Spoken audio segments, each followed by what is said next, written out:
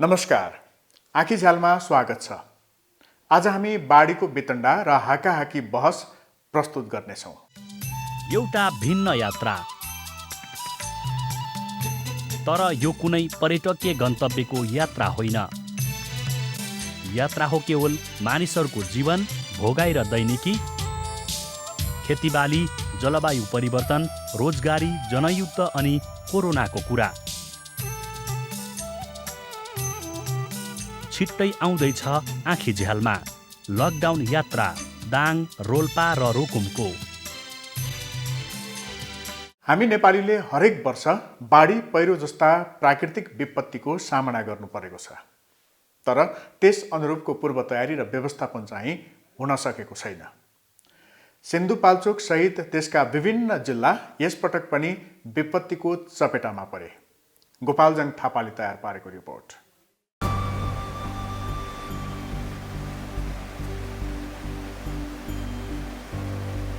Monsoon सुरु भएसँगै नेपालमा बाढी र पहिरोले वितण्डा मचाउन सुरु गरेको छ। असार 1 गते मङ्गलबार राति परेको भारी वर्षापछिको बाढी पहिरोबाट सिन्धुपाल्चोक जिल्ला सबैभन्दा धेरै प्रभावित भएको छ। यो रिपोर्ट तयार पारुन्जेलसम्म प्राप्त विवरण अनुसार मेलम्ची र इन्द्रावती नदीमा आएको बाढीबाट सिन्धुपाल्चोकमा मात्रै 2 जनाको ज्यान गएको छ भने 19 जना बेपत्ता भएका छन्। बाढीका कारण मेलम्ची खानेपानी आयोजनामा समेत क्षति पुगेको छ। वर्षाले विभिन्न स्थानमा सडक सञ्जाल, टेलिफोन सेवा र विद्युत आपूर्ति समेत अवरुद्ध भएको छ। हेलम्बुदेखि मेलम्चीसम्म सयौं घरपरिवार विस्थापित भएका छन्।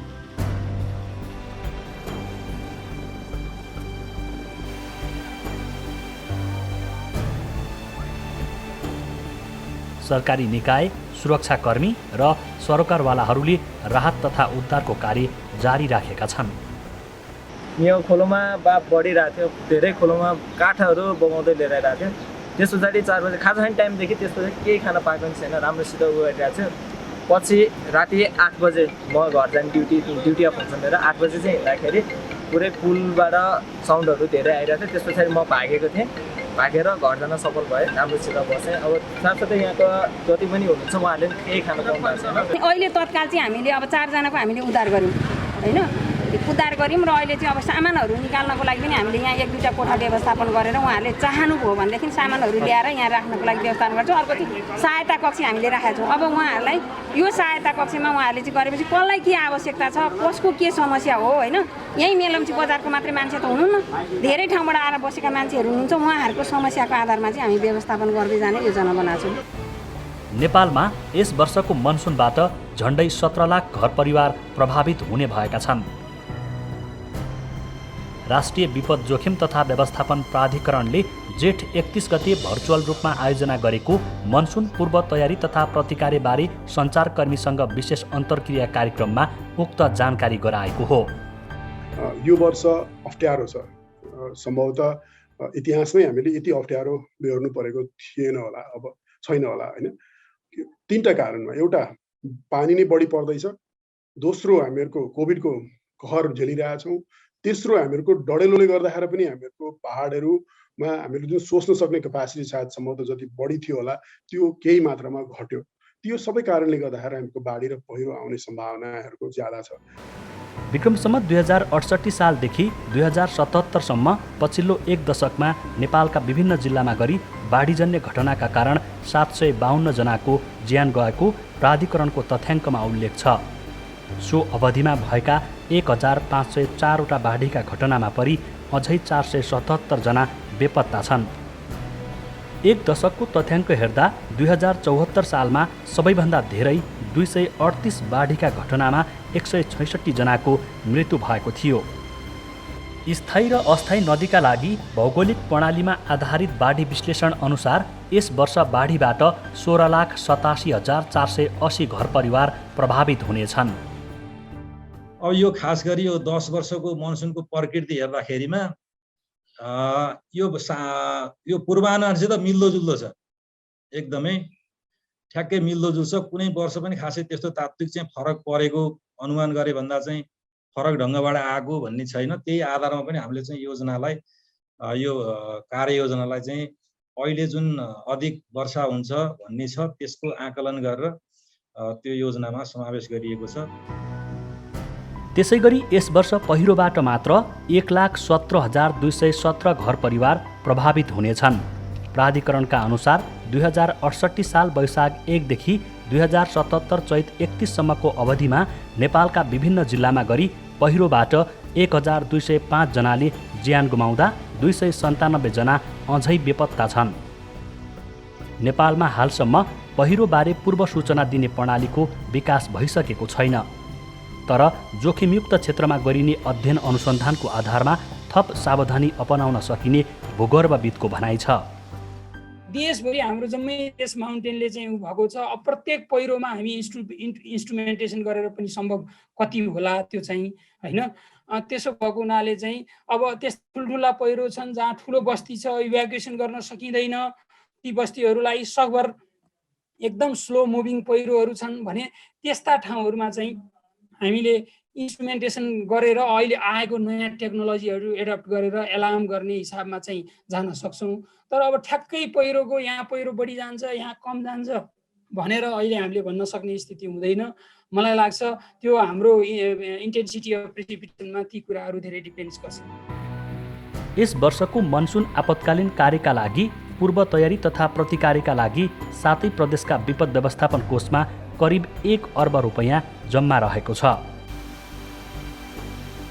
सिन्धुपाल्चोक, गोर्खा, रसुवा, जाजरकोट, दैलेख, कालीकोट, स्याङ्जा, म्याग्दी, बागलुङ गरी 9 जिल्लाका अति जोखिमयुक्त 36 स्थानीय तहमा पहिरो प्रभावमा आधारित मनसुन पूर्व सूचना प्रणालीको विकास गर्न सुरुवात गरिएको छ। जुन बाढीको पूर्वानुमान अर्ली वार्निङ सिस्टम जुन छ, पहिरोको पूर्वानुमान गर्नुपर्ने नितान्त जरुरी भइसक्यो नेपाल जस्तो पहिरोको हिसाबबाट जोखिम मुलुकमा। त्यसलाई हामीले यसपालि एड्रेस गर्नलाई पहिलोपल्ट यो प्रभावमा आधारित पहिरोको पूर्व सूचना प्रणाली जल तथा मौसम विज्ञान विभाग, हामी खानी तथा भूगर्भ विभागसँग संयुक्त रूपमा हामीले मिलेर यो नमुना कार्यक्रम 9 वटा जिल्लामा पहिलोपल्ट सुरु गर्न लागेको हो। यसका पनि लिमिटेसन्सहरू होलान्, हामी तर यो चिज सुरु नगरिकन भएन भनेर हामीले संयुक्त रूपमा गरेको युकेमेट अफिस होइन, राइम्स लगायत अन्य रिजनल सङ्घ संस्थाको सहयोगमा हामीले यो पहिलोपल्ट सुरु गर्दैछौँ। मनसुनजन्य विपद प्रभावित निजी आवास पुनर्निर्माण तथा पुनर्स्थापना अनुदान कार्यविधि 2077 मा प्रभावित परिवारलाई सरकारले अनुदान दिने व्यवस्था गरेको छ।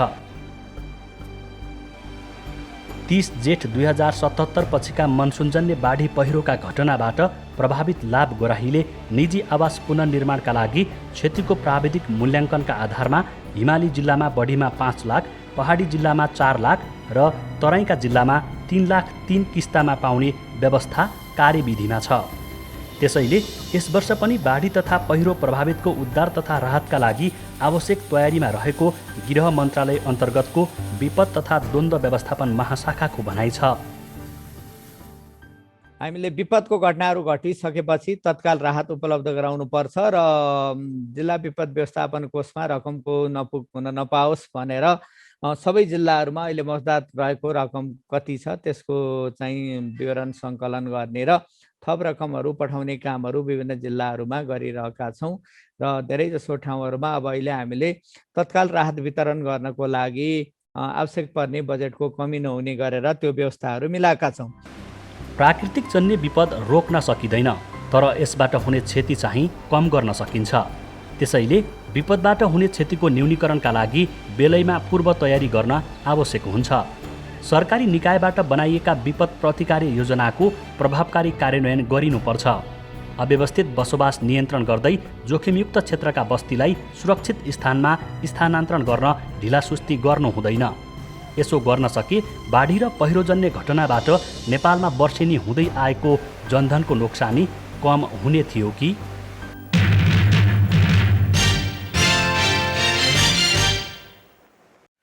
प्रकृतिको विनाशले विनाश नै निम्त्याउँछ। हामीले भोग्दै आएको विपत्ति यसैको परिणाम हो। सरकारले ढुङ्गा, गिटी, बालुवा निकासी गर्ने योजना ल्याएपछि सरकारवालाहरूले यसको चर्को विरोध गरे। हाकाहाकी बहस यसपटक यही विषयमा केन्द्रित भएको छ।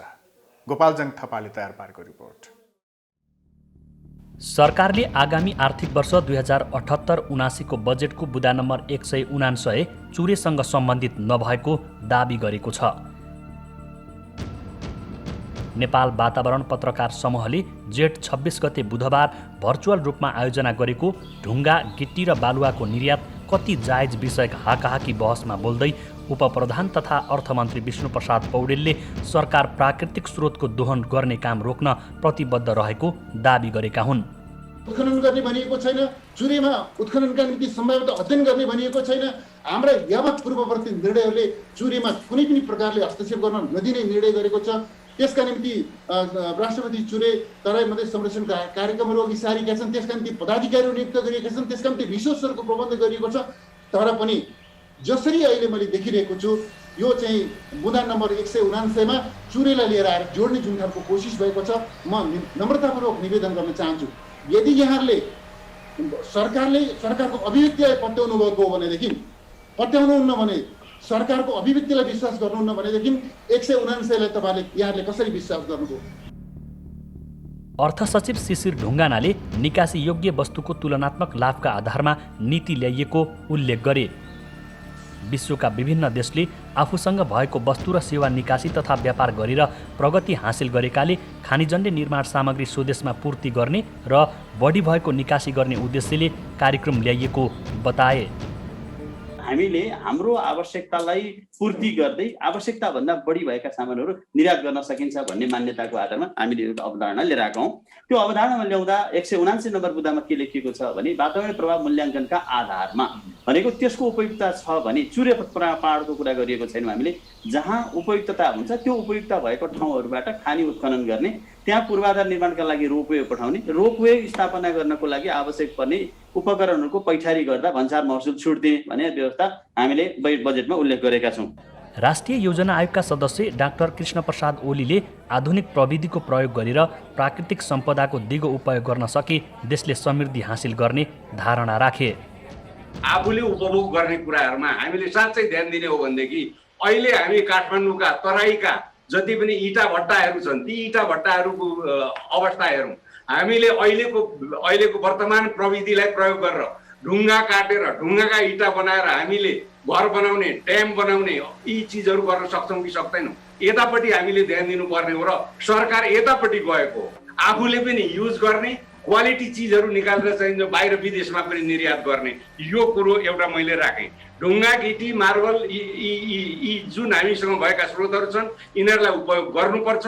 तर यहाँहरूले भनेअनुसार चाहिँ वैज्ञानिक अध्ययन साथै वातावरणीय अध्ययनको आधारमा हामीले गर्नुपर्छ। त्यसमा सरकार एकदम लागेको छ, त्यसमा शङ्का लिने कामै छैन। राष्ट्रपति चुरे तराई मधेस संरक्षण विकास समितिका अध्यक्ष किरण पौडेलले बजेट पछिका विभिन्न छलफल र बहसले यस नीतिबारे स्पष्ट हुँदै गएको बताए। उनले सरकारको नीति चुरेको उत्खननसँग सम्बन्धित नभएको जिकिर गर्दै चुरे मास्ने गरी कार्यक्रम अघि बढे आफूहरू पनि विरोधमा उत्रिन तयार हुने आश्वासन दिए। चुरेको नजरमा यो अन्तर सम्बन्धित छैन भन्ने म प्रश्न पार्न चाहन्छु।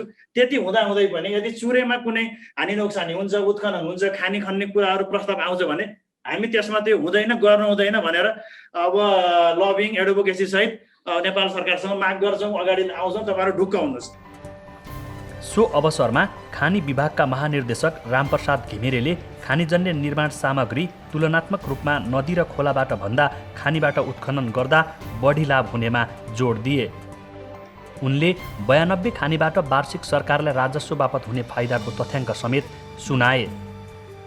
हामी पर हेक्टरको कति रेसियो आउँछ भन्ने कुरामा जस्तै हामीले खोलाबाट 0.2 मात्रै लाख पर हेक्टरमा आउँछ भने हामीसँग पहाड खनिजन्यमा जाने हो भने लगभग 3-4 lakh cubic metre per hectare आउँछ। त्यो एउटा फाइदा छ। र अर्को राजस्वको कुरा गर्दाखेरि यो 92वटा खानीबाट वान टाइम राजस्व चाहिँ हामीले मोर देन वान टाइम राजस्व भनेको त्यो अक्सन भ्यालुलाई मैले लिएको हो।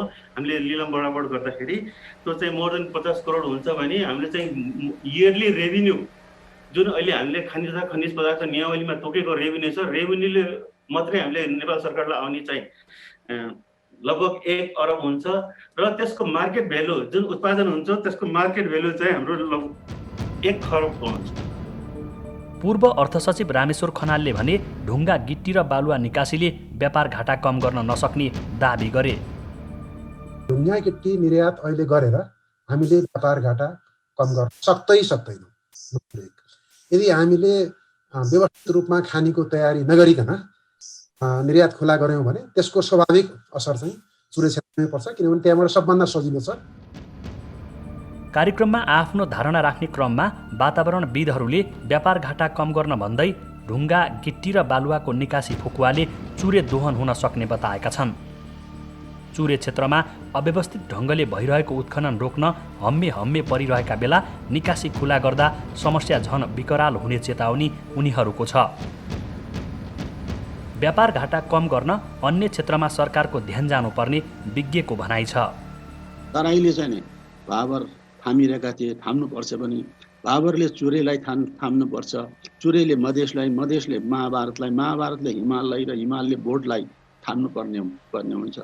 र यो 7वटा कडीको स्ट्रेन्थ को कुन कति बलियो छ भनेर हेर्दाखेरि सबैभन्दा कमलो, सबैभन्दा कमजोर चाहिँ नि चुरे देखिन्छ। यसकारण नेपालको इकोसिस्टम भत्कियो भने हिमालबाट भत्किँदैन, चुरेबाट भत्किन्छ। त्यो कुरा स्पष्ट छ। 13 अरबको लागि चाहिँ नि हामीले निकासी खोलेर यत्रो बवाल गर्ने छैन। यो व्यापार घाटा घटाउनको लागि हामीले चाह्यौँ भने अरू क्षेत्रबाट आयात घटाएर हाम्रै उत्पादन बढाएर हामी धेरै चिज गर्न सक्छौँ होला। त्यसैले 13.5 अरबको लागि त्यो तोडफोड गर्नतिर नलागौँ भन्ने चाहिँ नि मेरो बुझाइ हो।